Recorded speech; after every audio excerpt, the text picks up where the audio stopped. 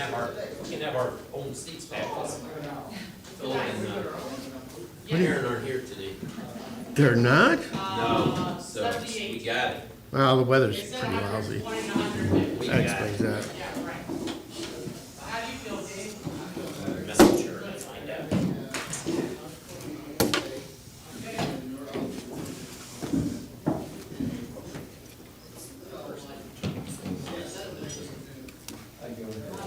How are you? Good.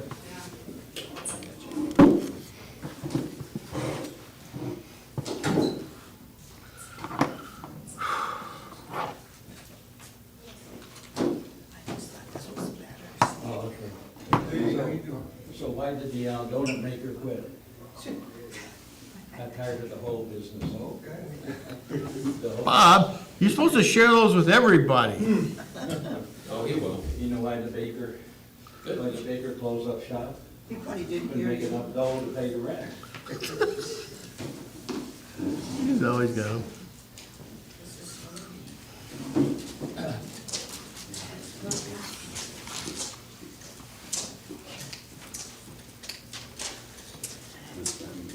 Oh, you don't use it.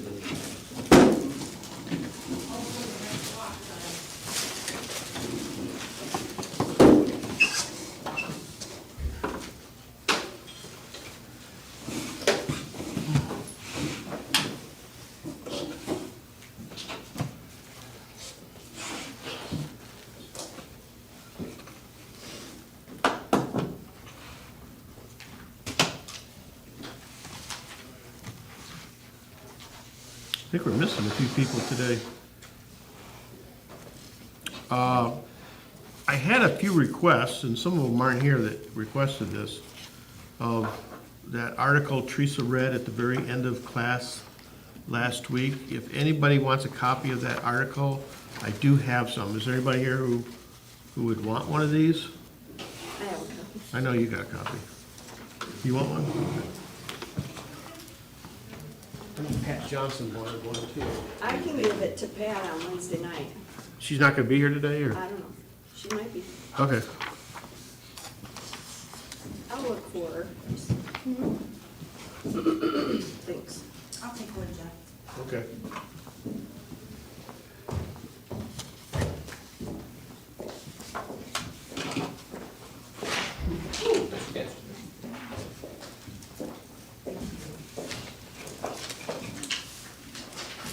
People are coming late today too.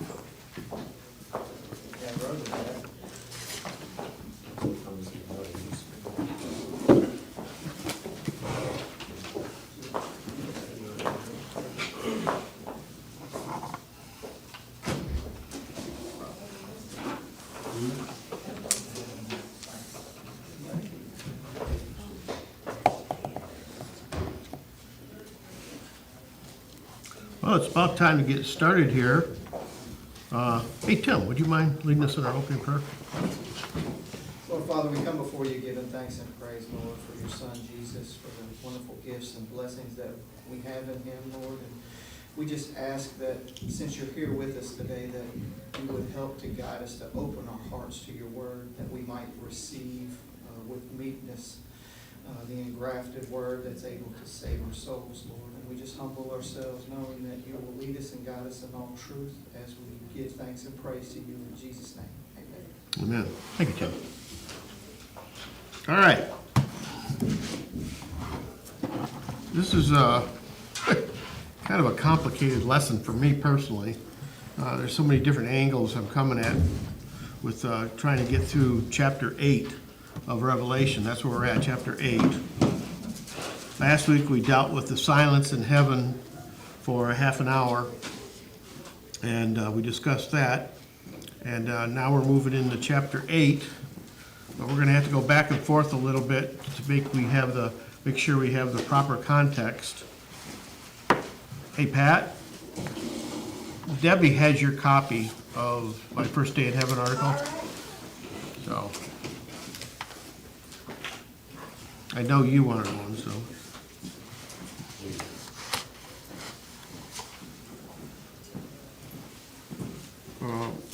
Anyhow, we're gonna have to go back and forth a little bit so that we have the proper context to understand chapter 8, because chapter 8 can be a little confusing, especially when you look at the different schools of thoughts.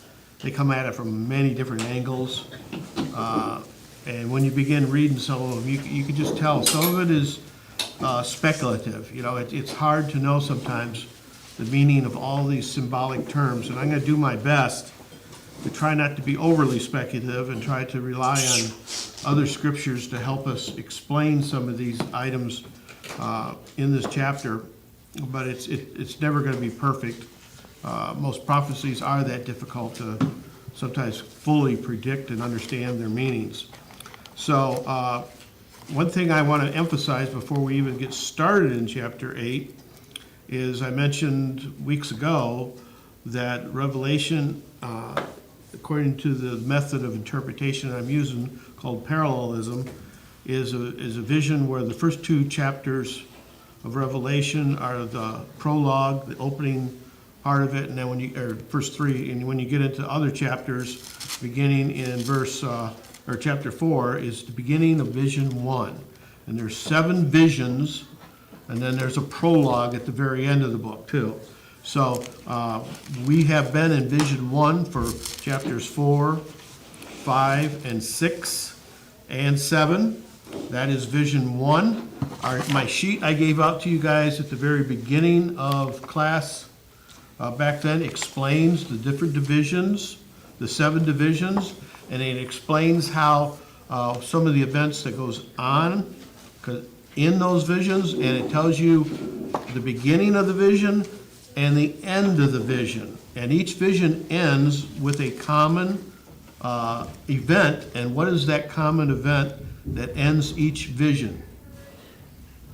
See if you've been listening. What ends each of the visions?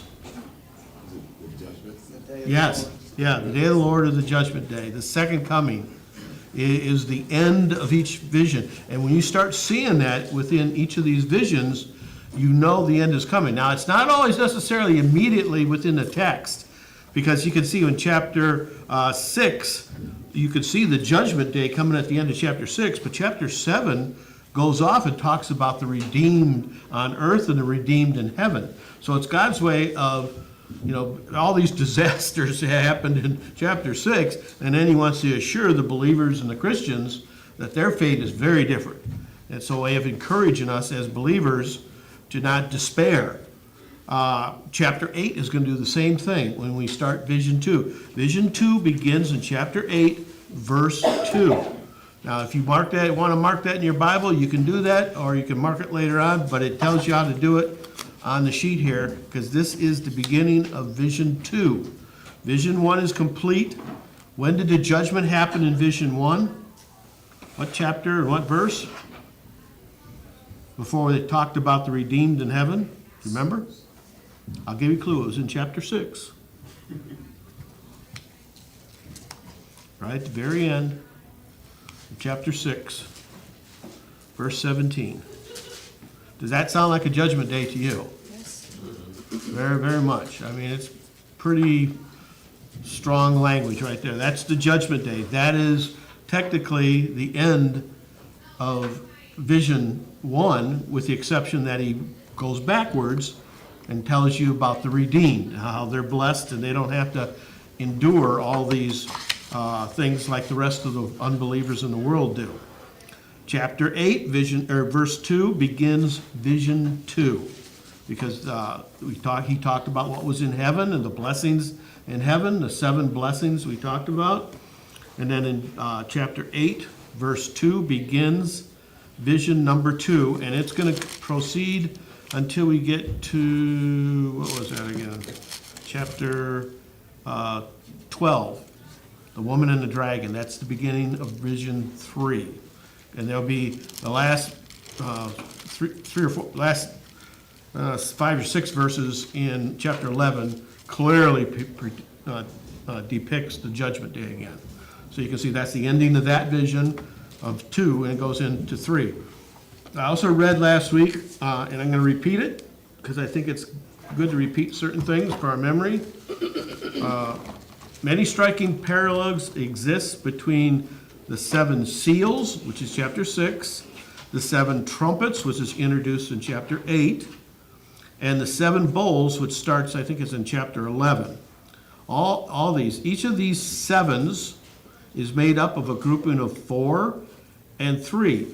Each of them starts with 4 visions, and then there's 3 other visions, and they have different things they talk about. The seals was a great deal of judgment in the first 3, and then later on it deals with different issues. It's going to be the same thing in chapter 8. The 7 is divided into 4 and 3. 4 deals with the world, 3 deals with spiritual issues more often. That's the symbolic meaning. In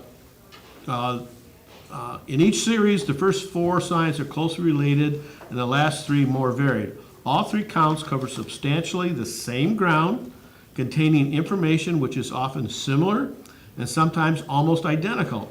Further, all close with similar words that emphasize the power of God. These similarities do not mean that the 3 sections are identical in every respect and are therefore redundant. Each of these series has its own individual theme and emphasis. The sections progress logically. Their progression can be expressed in different ways, and we'll talk about that as we go along here. So to cover that, make sure we had that in mind too. Now, some of the commentators complained in some of their writings that they don't feel like Revelation covers enough information to help the redeemed of the first century. And so they make their interpretations heavily geared. Everything in Revelation is, and some of the people say that, here's where you get into different interpretations. Some people say all of Revelation was fulfilled in the first century.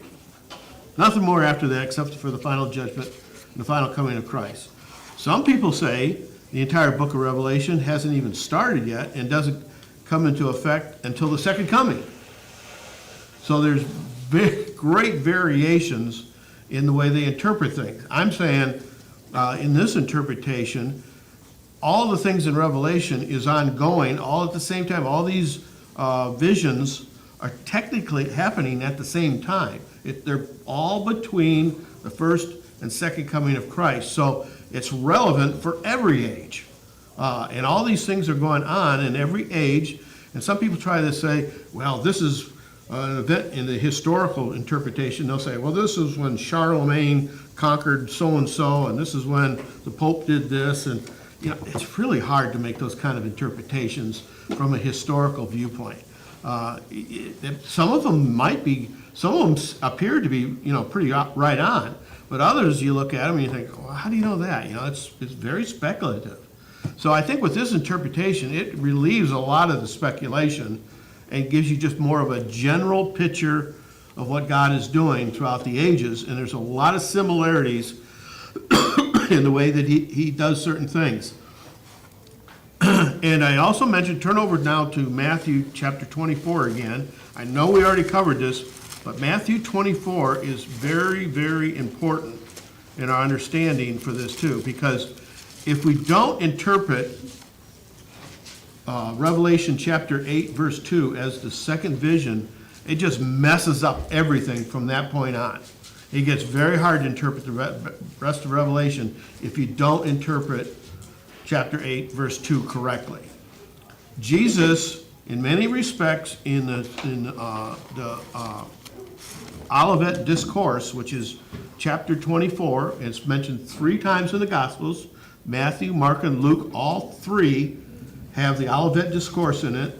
And the Olivet Discourse is when Jesus leaves the temple, and his disciples are marveling at the beauty of the temple, and Jesus says, not one stone is going to be left upon another, and he's predicting the future. That's an event that'll happen 30-some years in the future from when he spoke that. And then they begin to ask him questions, Jesus, that is. And they ask him, when are these things going to happen? When's the second coming? When's this? When's that? And Jesus tells them. And you can kind of look at Matthew chapter 24 as a template for the entire book of Revelation. What's a template? It's an outline. It's an outline. And everything Jesus said in chapter 24 is really an outline of what Revelation is going to talk about. It will deal, not this, Revelation gets more specific, and it deals with the bowls and the trumpets and the seals and different items. It deals with Satan and different items more in detail than what Jesus spoke here, but it is a general outline for the entire book of Revelation. And I'll show you what I mean by that. Okay, let's look in chapter 24,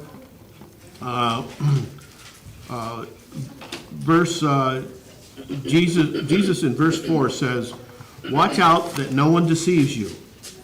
For many will come in my name, claiming I am the Christ, and will deceive many.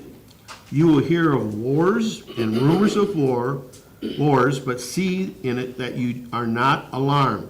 Such things must happen, but the end is still to come. Nation will rise against nation, kingdom against kingdom."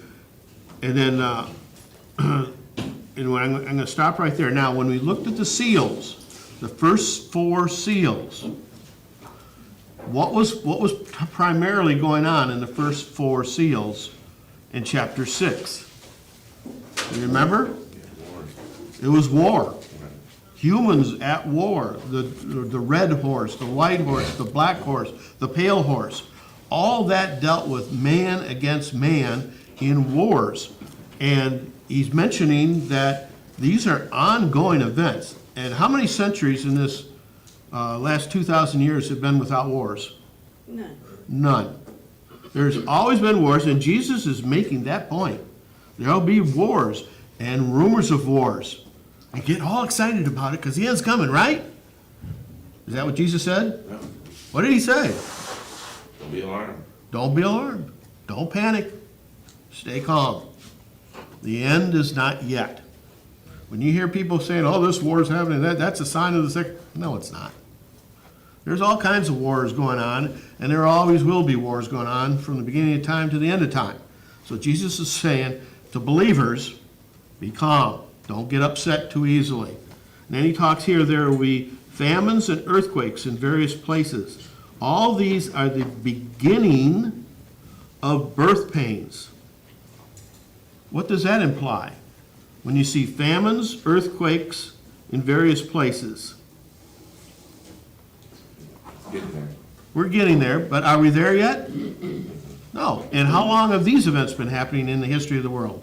Since the beginning of time. Since the beginning of time. All these things are happening all the time, and they always will to the very, very end. And these are the beginning of the birth pains. These are not what he wants you to get all excited about, and he goes on to talk about that. Skip over now to verse 26. All right, so if anyone tells you there is one out there in the desert, do not go out there. Here he is in the inner rooms, do not believe it. As for lightning that comes from the east is visible even in the west, so that will be with the coming of the Son of Man. Will it be a secret when Jesus comes back? No. Is there anybody in the world that isn't going to know it? No. It's going to be a universal event throughout the entire world. So don't get confused. He's saying about false messiahs. It's not going to be that way. When he comes back, we're going to know it. Everyone will know it. Verse 28. Wherever there is a carcass, there will be vultures will gather. Verse 29. Immediately after the distress of those days, the sun will be darkened, the moon will not give its light, and the stars will fall from the sky, and the heavenly bodies will be shaken. At that time, the sign of the Son of Man will appear in the sky, and all the nations of the earth will mourn. They will see the Son of Man coming on the clouds of the sky with power and great glory. And he will send out his angels with a loud trumpet call, and they will gather his elect from the four winds, from the ends of the heavens to the other. So, when just before Jesus comes back, what signs are you going to see? What's going to happen to the environment? What's going to happen in the sky? Will be darkened. You'll know. Yeah. You're going to see supernatural events happening in the sky. The sun, the moon, the stars. All those things are going to be affected before the very end. And isn't it interesting? Isn't that what Revelation's going to talk about? We're going to see a lot of this in chapter 8. It's going to be a repeat of a lot of the things Jesus is saying here. Like I said, it's a synopsis, it's an outline, it's a prelude to what Revelation is going to talk about. And he makes that point very clear, that you will see these things, and angels will come with a trumpet call. And guess what we're going to see in chapter 8? The 7 angels with the trumpets. So that's, like I said, it's a basic outline of what Jesus had said, but he gives us much more detail in the book of Revelation. So let's see if I got anything else there. All right. Now, back to chapter 8 now in Revelation.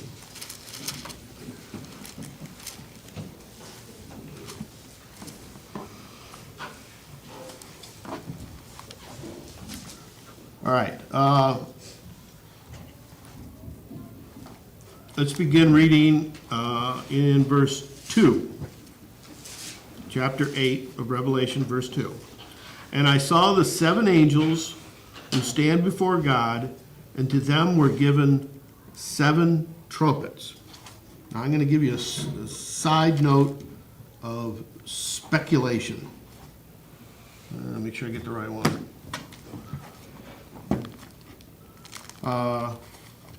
Let's see.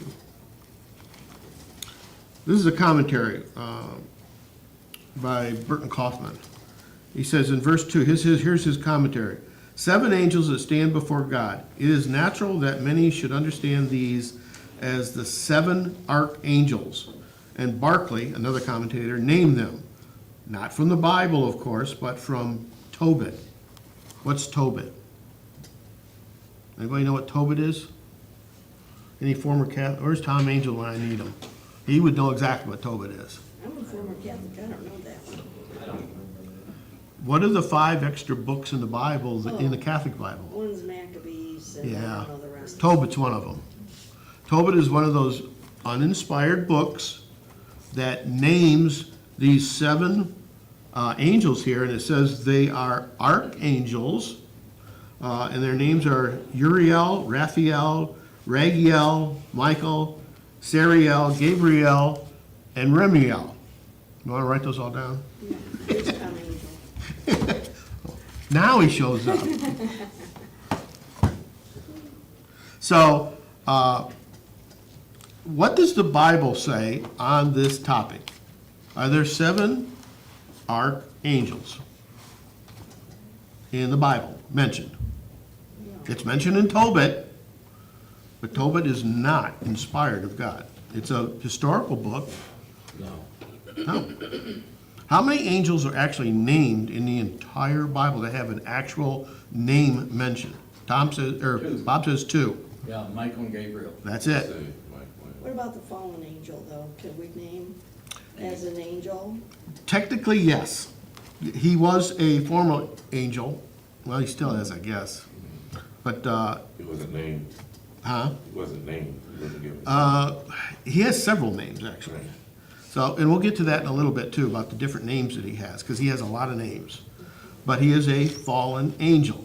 I think the most common name you'd probably give him is Lucifer, but I'm not even sure about that, to be honest with you. It doesn't really matter that much. But those are the only ones by name that are mentioned in the entire Bible. And how many of those are named as archangels? 2. You sure? 1. Oh, Is Gabriel, is Michael an archangel? no. What does Daniel tell you? Book of Daniel. It tells you that Michael is an archangel. Gabriel, it never says one way or the other what he was. It just said he was an angel. So it's surmised, and I think it's a good summation, because in the same chapter where Michael is named as an archangel, Gabriel is not said to be an archangel. So if he is, he's not named there, so it's speculation to say that he is. We don't know anything about Lucifer either. Was he an archangel? Have no idea. It says the only thing we know about him is that when God created him, he was one of the most beautiful of all the angels, He had great power, he had great abilities, and then he fell. And we'll read about that, especially when we get to chapter 12. But it's all speculation to say the names of these 7 people. And it's just funny how sometimes people really get carried away with some of this stuff and speculate way too far. So we have 7 angels with trumpets before God. And usually when it says 7 angel, what does that mean? What is the 7 always symbolic of? Perfection, completeness. Yeah, completeness.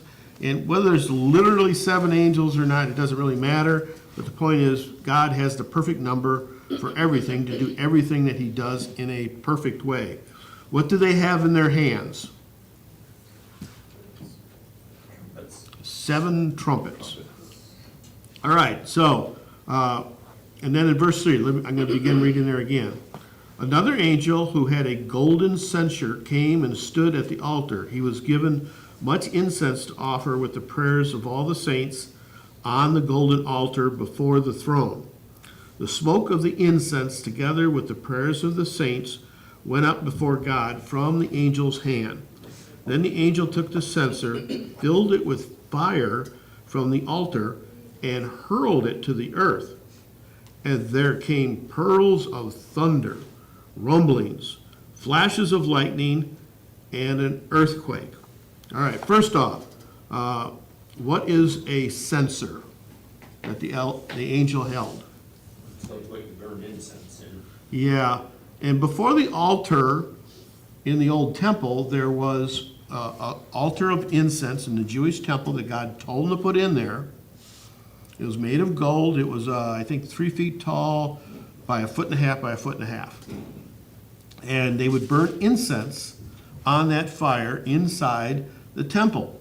And sometimes they would come by with a censer, it's a different object, and put some of the incense in it. And some churches today do this today. I think the Catholic Church still does this. They fill a censer filled with incense, and they walk around the church swinging it on a chain. They do it at funerals, they do it over the coffin. Yeah, and you can see the smoke coming out of the censer.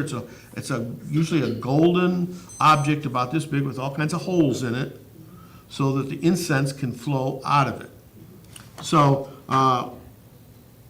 he stood at the altar, and he was given much incense to offer with the prayers of the saints on the golden altar before the throne. Now, question: is there really a golden altar, literally, in heaven before God's throne? Maybe. What is the function and purpose of this altar? Worship. Sacrifice. They didn't do soft sacrifices on it. What was the function of the altar in the Old Testament? It was the place where they burned incense. Incense, does God like the smell of incense? What are incense symbolic of? Here's where we got to be careful.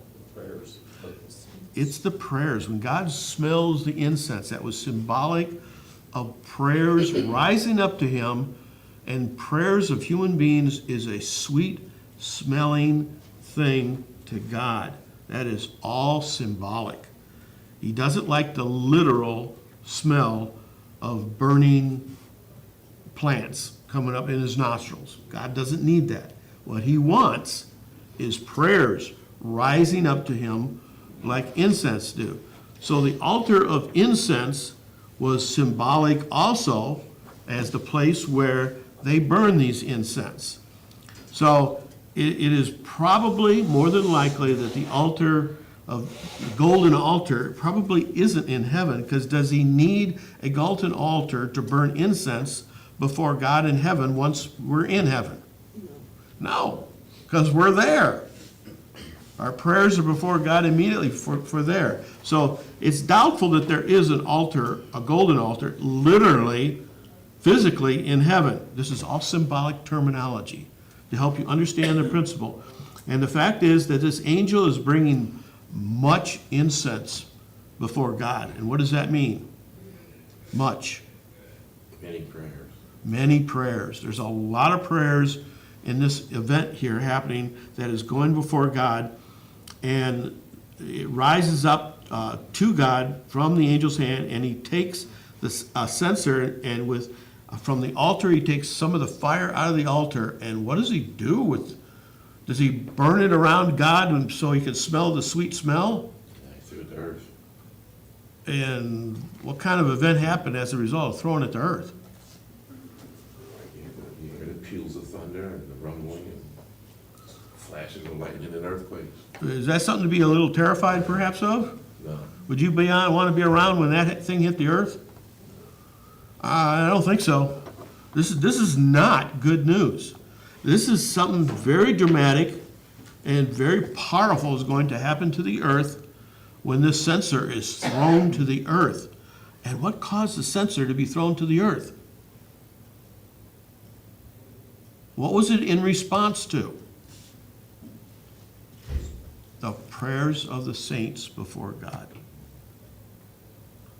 When God heard these prayers, he took action. The angel took forth the action and takes his censer and throws it to the earth. Does that give you an idea how powerful prayer is? Because right after these prayers is when these visions start. Right after the dramatic effect of this censer hitting the earth, all these things start happening in the first 4 items of the 7 when the first angel sounds his trumpet. It's not good news. It's bad news. The first 4 are different from the seals. The seals are more natural events. These, in this particular chapter, are more supernatural. These are directly from God himself, where some of the other things in the seals were men doing war with one another, and famines were resulting because of their destruction of each other. Here, this is God's doing. He is doing this stuff. So it's very supernatural in origin of these events. These events you can look at them, they're a little fuzzy as far as how you interpret them. And this is where it gets a little tricky as far as interpreting what these first 4 visions mean. The first one, the trumpet, deals with the earth. The second one starts in verse 8, deals with the sea. The third angel, when he does his, it deals with the rivers of the earth. The fourth angel deals with the sun, the moon, and the stars. Where do we just read about all that? In Matthew. In Matthew. Matthew prepared everybody for these events, and here he is, through John, revealing some of these events in more details. And these are not good news for the earth. They're in result of prayers from the saints, which God most certainly listens to and replies to. Not maybe necessarily in the ways we would anticipate, but he certainly does do a lot. So with all these judgments, I'm not going to read it quite yet because I need to make a point here so we can understand perhaps what he's talking about. And here's where it definitely gets a little bit more speculative as far as how you interpret these first 4 of the 7 judgments that come upon the earth as a result of the angels sounding their trumpets. So when you look at each of these items, they are very dramatic in their effects. I'm going to start reading in verse 7. I think I'll read through the first till we get to chapter 9.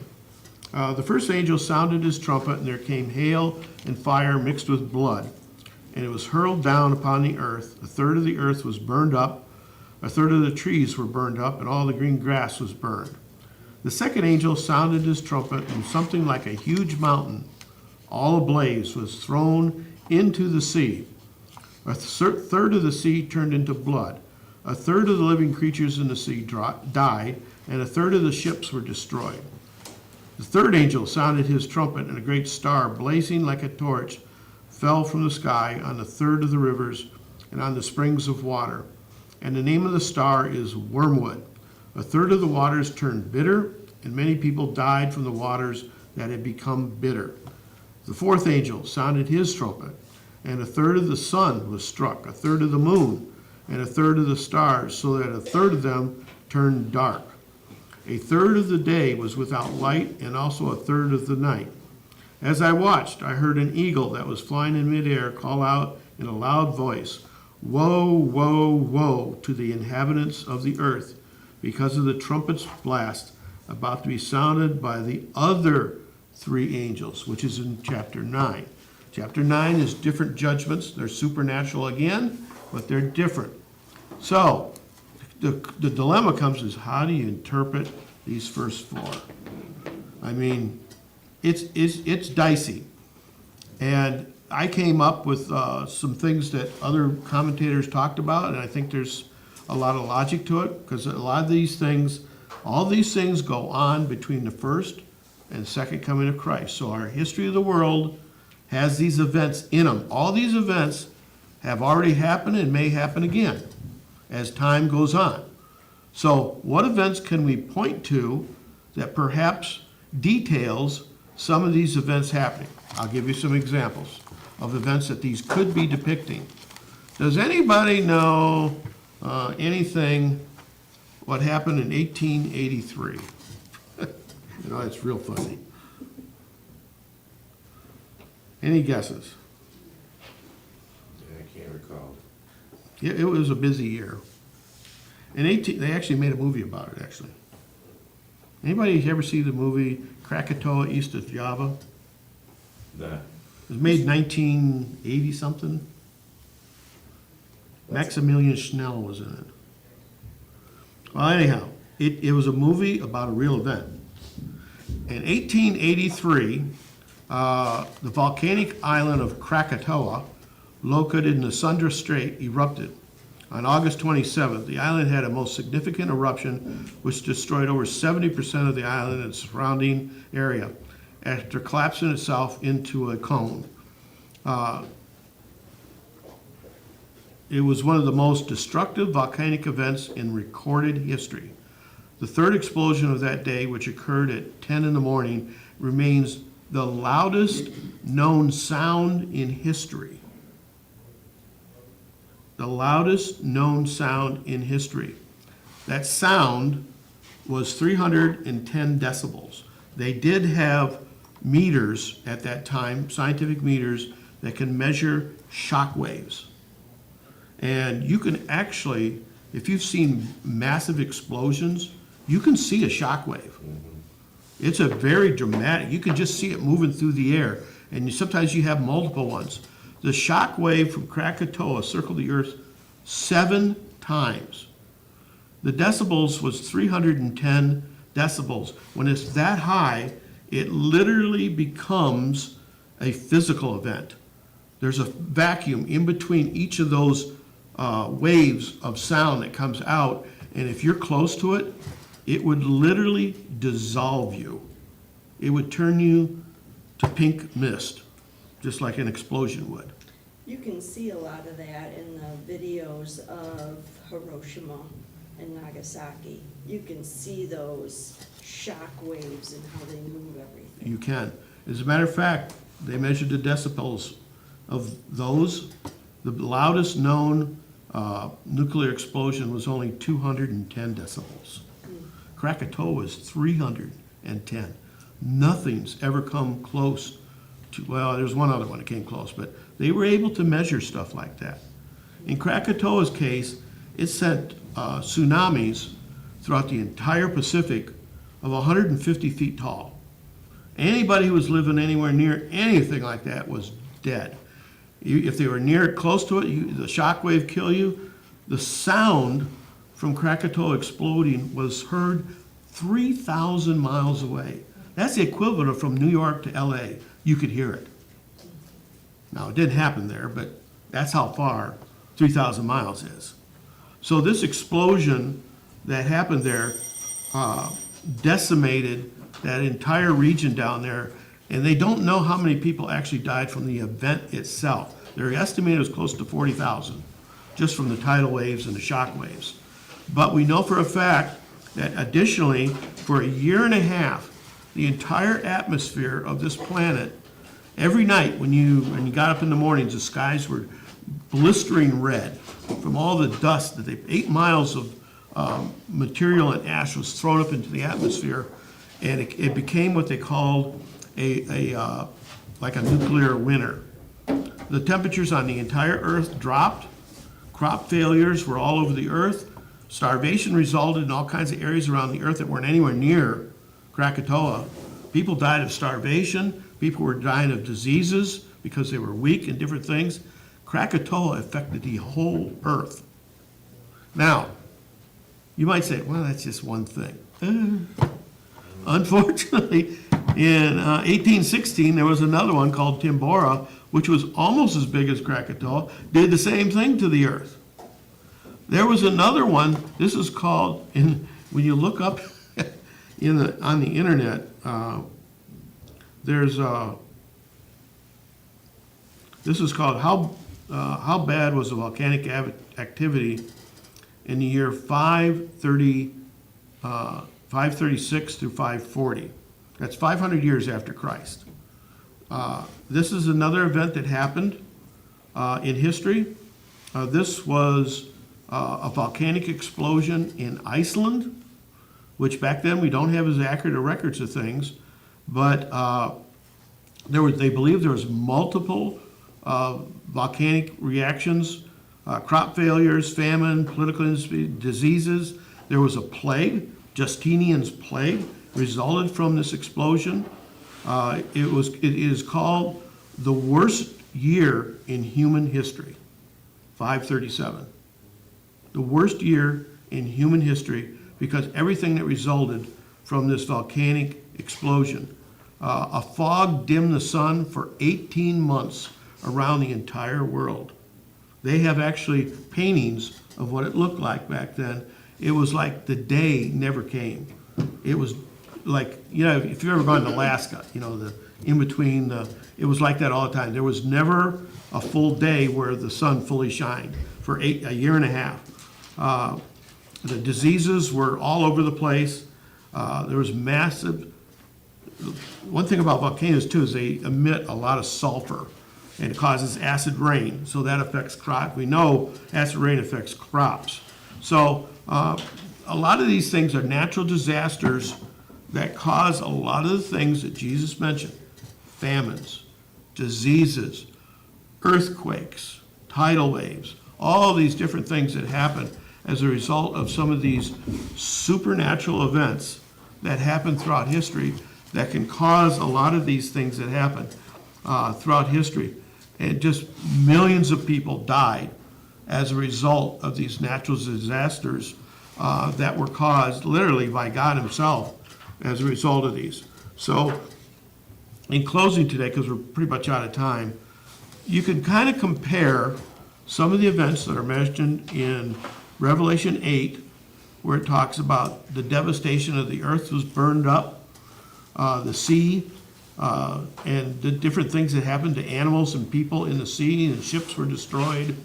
The rivers, with all the acid rain falling, what do you think it did to the rivers?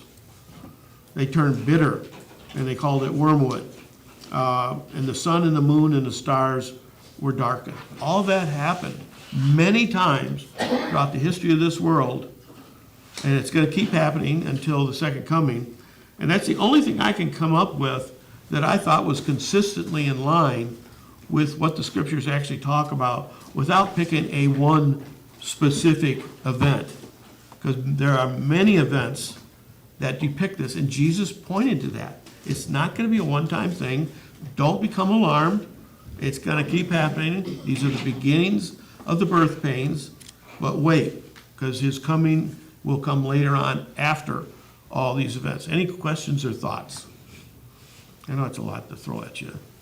You have to think about. So chapter 9 is going to deal with a different topic, which I think is interesting. These plagues on human beings are mental. People are going to go crazy over some of the things that God's going to do in chapter 9. And we can see that happening in our own world right now, where people are losing their minds because they choose to follow Satan and not follow God. And you can see that in people around us. We'll talk about that next time.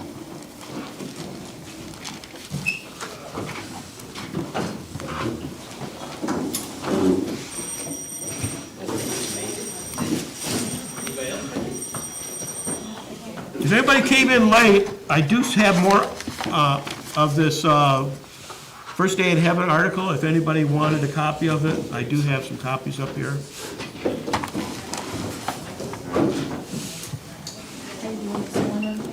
You're welcome.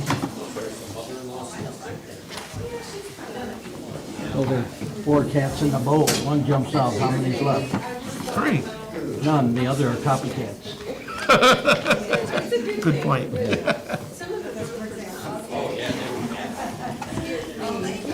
You're welcome. That's probably the last one.